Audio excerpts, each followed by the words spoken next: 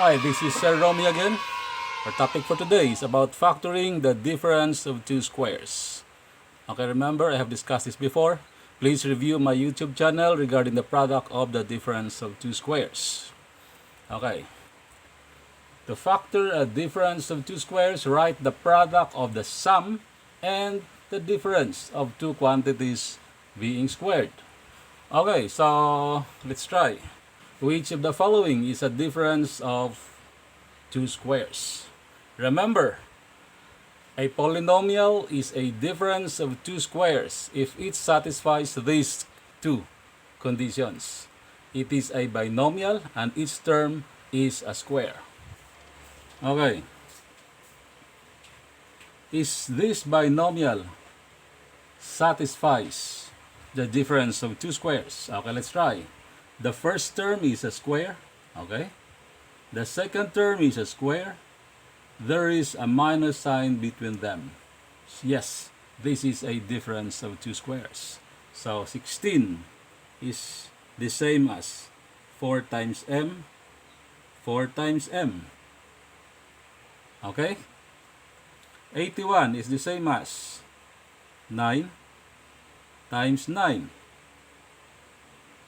Okay, so this will become what? The sum and the difference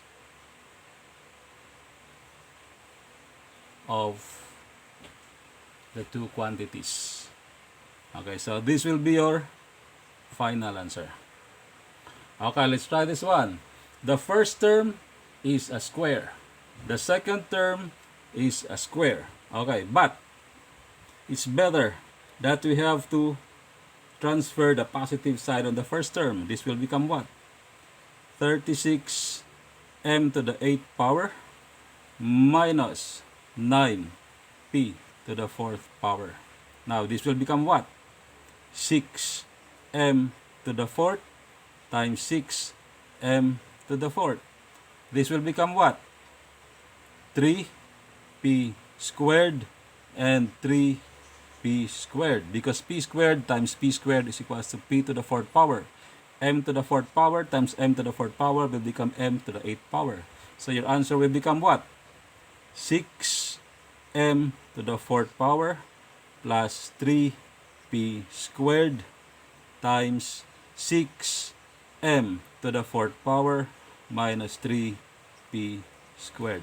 The sum and difference of the two quantities being squared. So this will be your final answer. Okay, next, let's try number 3. The first term is a square. No, this is not a square, because 27 is not a perfect square. So this is not what? This does not satisfy the difference of two squares. This one, m cubed. M cubed is not a perfect square, because m times m is m squared. M squared times m squared is m to the 4th power. So this is not a perfect square. Okay, so that's it.